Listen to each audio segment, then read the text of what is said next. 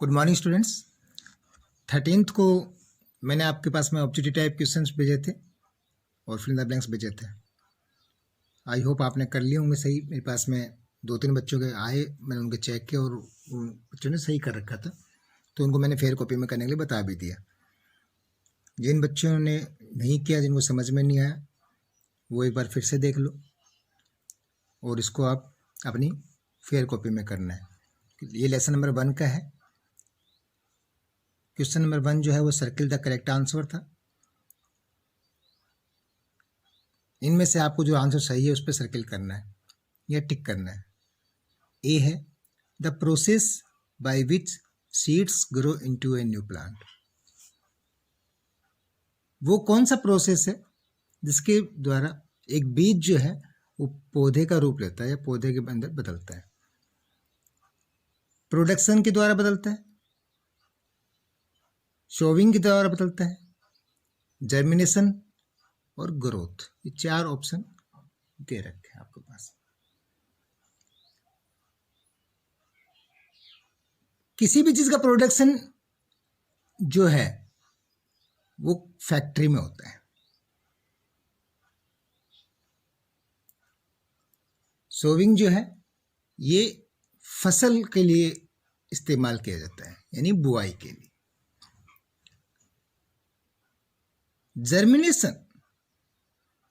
Germination जो word है, ये वर्ड का मतलब होता है अंकुरित होना। ग्रोथ तो बढ़ना ही, विकास होना किसी चीज का।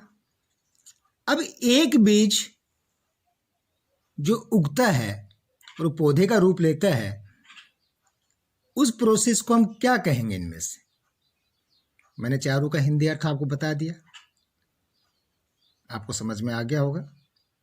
इसका राइट आंसर जो है वो जर्मिनेशन है। इसका राइट आंसर क्या है? जर्मिनेशन है। दूसरा बी जो है वो है leaf buds of this plant can grow into a new plant. आपने पूरा लेसन पढ़ा बेटा, मैंने 2-3 इसकी वीडियोस बना के आपको भेजे भी थे, पूरे लेसन के बारे में आपको बताया भी था। आप इसको मैं एक बार फिर आपको हल्का सा हिंट दे देता हूँ इस चीज़ का, कि जो लेसन है साथ साथ में देखो, इसमें प्लांट्स अराउंड अस, ये पूरा लेसन जो है हमारे चारों तरफ जो पेड़ पौधे हैं उनके बारे में है कि पौधे उगते कैसे हैं, हाउ डू प्लांट्स रिप्रोड्यूस, किस किस तरीके से प्लांट्स जो है वो रिप्रोड्यूस होते हैं। तो इसमें दिया था रिप्रोडक्शन थ्रू स्टेम, यानी स्टेम के द्वारा जो रिप्रोडक्शन होता है, जड़ से जो पौधा उत्पन्न होता है या पैदा होता है, पत्तियों के द्वारा भी, यानी रिप्रोडक्शन थ्रू लीव्स, कि लीव्स के द्वारा, यानी ऐसे भी प्लांट्स हैं जिनकी पत्तियों से ही नया पौधा उत्पन्न होता है। और बीज के द्वारा तो एक कॉमन प्रोसेस है ही है कि हम बीज के द्वारा तो मोस्टली प्लांट्स जो हमारे जो हैं वो रिप्रोडक्शन थ्रू सीड्स ही होते हैं। इसके अंदर पढ़ा।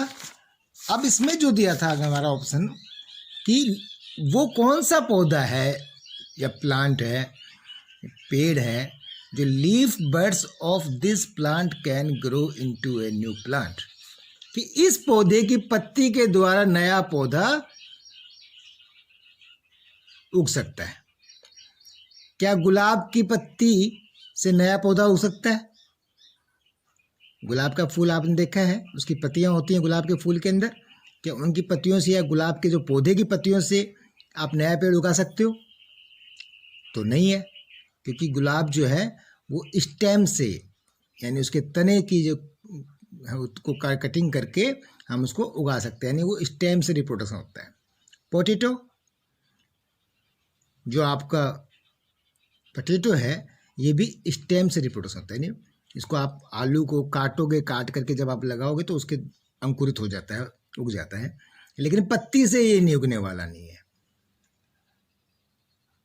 ब्रायोफिल्म, ब्रायोफिल्म बेटा एक पौधा होता है, ठीक है। ये पौधा ऐसा है कि इसकी पत्तियों के अंदर से, यानी इसकी पत्ती के अंदर से ही एक नया पौधा उत्पन्न होता है। ब्रायोफिल्म, इसका राइट आंसर है। अगला जो दिया था वो कैरेट है। तो कैरेट जो है वो रूट से पैदा होती है। तो रिप्रोडक्शन जो है इनका रोज और पोटैटो का स्टेम से होता है, कैरेट का रूट से होता है, और ब्रेव फिल्म जो है ये इसका लीफ के द्वारा होता है। क्लियर है? तो इसका आंसर भी आपको पता लग गया। नेक्स्ट आपको this stores food for the baby plant. इसी लेसन के अंदर मैंने आपको वीडियो भेजे थे, आपने वीडियो देखे होंगे, और उसको नहीं देखे तो एक बार समझने के लिए आप अच्छे से उस वीडियोस को देख लीजिएगा, जो मैंने आपको यूट्यूब के वीडियोस भेज रखे हैं। तो उसमें आपको बीज, जो बीज होता है उस बीज का पूरा स्ट्रक्चर के बारे में समझाया हुआ है। क्या क्या स्ट्रक्चर्स थे, फिर एक बार आपके लिए इसके लिए लेटेस्ट हिंट के लिए मैं आपको बताता हूँ। जैसे ये स्ट्रक्चर आपका बीज का, एक बीज है, इसको ये खुला हुआ बीज है। बीज बंद बीज कैसा हो गया कि जैसे ये बीज हो गया, ठीक है।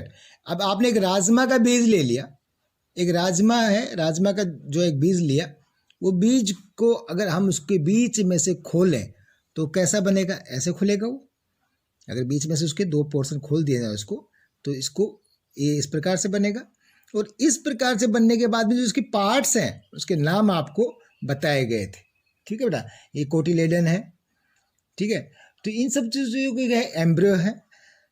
अब एम्ब्रियो तो किस में क्या है कि मतलब बेबी प्लांट जो होता है उसको हम एम्ब्रियो कहते हैं, जिसके अंदर जो छोटा सा ही प्लांट है, जो इसको हम बेबी प्लांट भी कह सकते हैं, इसका दूसरा नाम बेबी प्लांट है, उसको एम्ब्रियो भी कह सकते हैं। तो इसके ये रूट्स हैं एम्ब्रियो के, ये इसके एम्ब्रियो के लीव्स हैं, और ये जो बाहर का जो पोर्शन है इसका, ये वाला यानी आउटर, जो आप ये ब्लैक ब्लैक की लाइन जो देख रहे हो, इसको हम सीड कोट कहते हैं।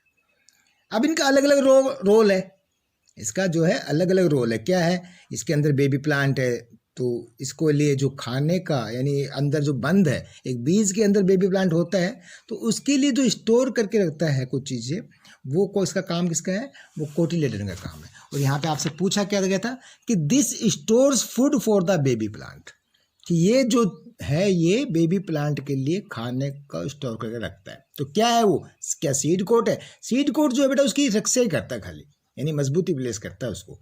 कोटिलेडन जो है वो उसके खाने को स्टोर करने का काम करता है, जैसे मैंने आपको बताया अभी।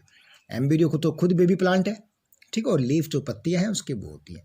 तो इसका आंसर आपको कोटिलेडन मिल गया। अब नेक्स्ट आपका fill in the blanks by choosing the correct answer. भेज दिया आपको, आपने कर भी लिया, फिर भी आज जिसने नहीं किया उसके लिए बता रहा हूँ। इसमें क्या है, when seeds are light and carried away in the air it is called dispersal by, simple. आपको समझ में आ ही गया होगा कि हम अब इसमें लेसन के अंदर जो बताया था आपको वीडियो के अंदर कि बीज जो है, बीज से तो प्लांट बनता है, लेकिन बीज कई जगह पे, यानी एक पौधा नारियल का है, वो नारियल के एक जगह पे एक नदी के किनारे या समुद्र के किनारे नारियल जो है उगा हुआ है। अब वो नारियल का पेड़ का बीज दूर दूर तक कैसे फैलता है, तो वो नारियल जब ऊपर से गिरता है पानी में और पानी के बहाव से दूसरे किनारे पे चला जाता है, दूसरी जगह चला जाता है, तो उसको हम कहते हैं डिस्पर्सल बाय वाटर, यानी वो पानी में तैर के गया है। एक बीज हल्का होता है, बहुत हल्का बीज होता है, और वो बीज जो है पेड़ की एक हवा के झोंके से या तेज हवा से पेड़ से टूट करके और हवा के साथ दूर उड़ के चला जाता है और दूर जाके गिर जाता है, और वहाँ पे वो पेड़, वो बीज जो है वो एक पौधे का रूप ले लेता है। तो उसको हम कहते हैं डिस्पर्सल बाय विंड, यानी हवा के द्वारा गया है, ठीक है। एक होता है कोई बीज जो किसी जानवर से लग करके, काफ़ी बीज होता है हमारे खेतों में, जो कि अगर कोई उसमें गाय या डॉग, कोई भी हो गया जानवर होते हैं, वो उसमें से गुजरते हैं तो उनके चिपक जाता है, तो एक जगह से दूसरी जगह चला जाता है। या कुछ जानवर जो हैं कोई चीज़ को खा जाते हैं, तो उनका बीज जो है वो उसमें के द्वारा जो उनके, तो उससे के द्वारा, यानी वो जो फैलता है वो एनिमल्स के द्वारा फैलना हो गया, उसको बोलते हैं हम डिस्पर्सल बाय एनिमल्स। अब क्या है कि यहाँ पे जो पूछा है कि व्हेन सीड्स आर लाइट, तो बीज हल्के होते हैं और वो हवा के द्वारा दूर जाके गिर जाते हैं, तो उसको हम क्या कहेंगे, डिस्पर्सल बाय डैश। तो डिस्पर्सल बाय डैश में आ गया, तो इसमें बताई दिया कि हवा के द्वारा उड़ करके दूसरी जगह चले जाते हैं, तो उसको कहेंगे विंड। क्लियर है? तो first answer is wind. Next one, when plants forcefully scatter their seeds it is called dispersal by. भाई एक पौधा जो किसी चीज़ को स्केटर दूर फोर्सफुली स्केटर करके जब रहता है, तो उसको हम कैसे कहते हैं, मैंने आपको वाटर का एग्जांपल तो बता दिया कि नारियल है, नारियल का जो है फल जो है, फ्रूट है, वो जब नीचे गिरता है पानी में और पानी से बह करके दूसरी जगह चला जाता है तो उसको डिस्पर्सल बाय वाटर कहते हैं।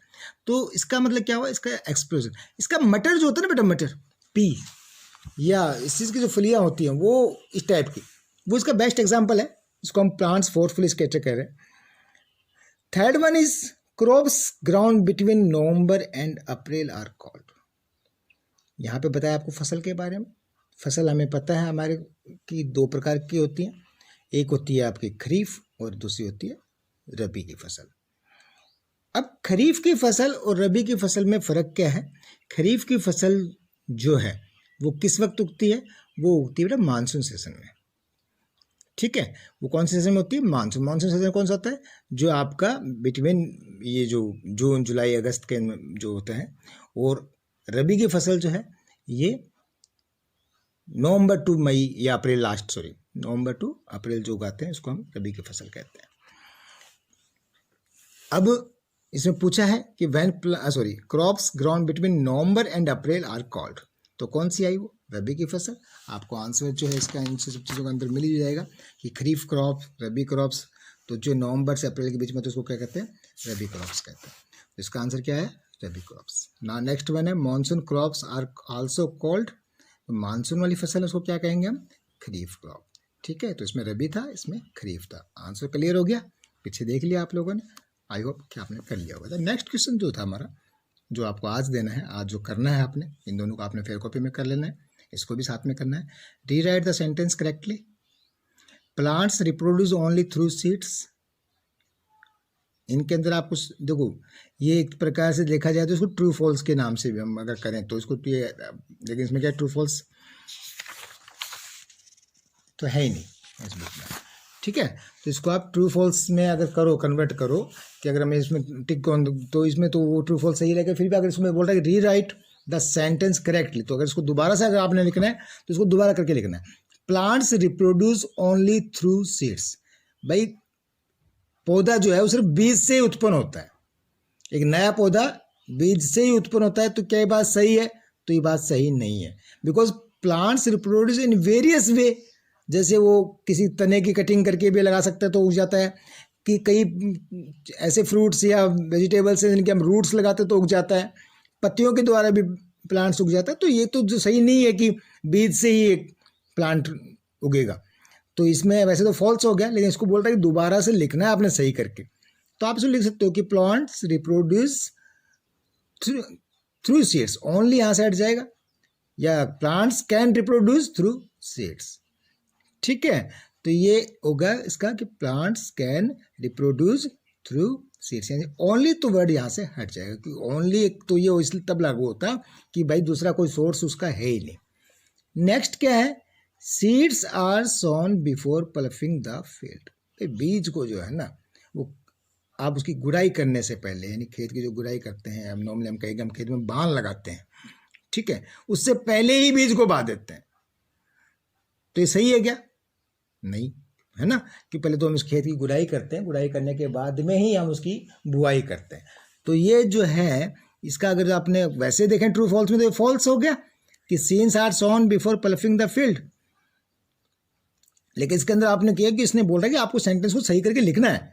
तो आप क्या लिखोगे इसको कि seeds are sown after ploughing the field. तो बिफोर की जगह पे क्या आ जाएगा? आफ्टर आ जाएगा। क्लियर है? Next, supplying water to fields is called germination. खेतों में पानी देने की क्रिया को क्या कहते हैं? आप खेत में पानी देते हो, खेत में हमने फसल उगाई हुई है और उसमें फव्वारे से या पाइप से हम पानी देते हैं, तो उस प्रोसेस को ये बोल रहा है कि आप जर्मिनेशन कहते हो। तो जर्मिनेशन का तो मतलब ये होता है कि तो बीज जो है ना वो फटता है और फट करके उसमें से कोई नया पौधा निकलता है, तो उसको अंकुरित करना कहते हैं। तो that is called the germination. तो यहाँ पे क्या आएगा? Supplying water to field is called the irrigation. कि what is the meaning of irrigation? बेटा क्या आएगा इसमें? इरीगेशन। देखो यहाँ पे आपको मिल जाएगा इसके साथ इसकी डेफिनेशन इरीगेशन के अंदर, ये this is the irrigation. The field is now regularly watered, supply water to the field is called irrigation. Clear है? तो आंसर क्या है यहाँ पे? Supply water to field is called irrigation. तो जर्मिनेशन की जगह पे क्या आ जाएगा? इरीगेशन आ जाएगा। नेक्स्ट है crops grown during monsoon season are called rabi crops. False हो गया। कि वो फसलें जो मानसून सीजन में पैदा होती हैं उनको हम रबी क्रॉप्स कहते हैं। क्या सही है? सही तो नहीं है। तो अगर हम इसको ट्रू फॉल्स के अंदर देखें आपके टेस्ट में, अगर ट्रू फॉल्स के रूप में इसको दें तो ये फॉल्स हो गया। तो अगर इसको रीराइट करना हो तो इसमें आ जाएगा crops grown during monsoon season are called kharif crops. Clear है? ये था। अब आज का इसको करना है आपको। क्वेश्चन 1 हो गया, 2 हो गया, 3 हो गया। इसको फेयर कॉपी में कर लेना आप। 4th जो है tick the odd one, the hint will tell you about the group. इसको आपने पढ़ना है, बुक के पढ़ के इसको अपने हिसाब से करके रफ कॉपी में करके मेरे पास में भेजना। उसके बाद में नेक्स्ट टॉपिक में इसको आगे काम करेंगे। Okay, take care, have a nice day.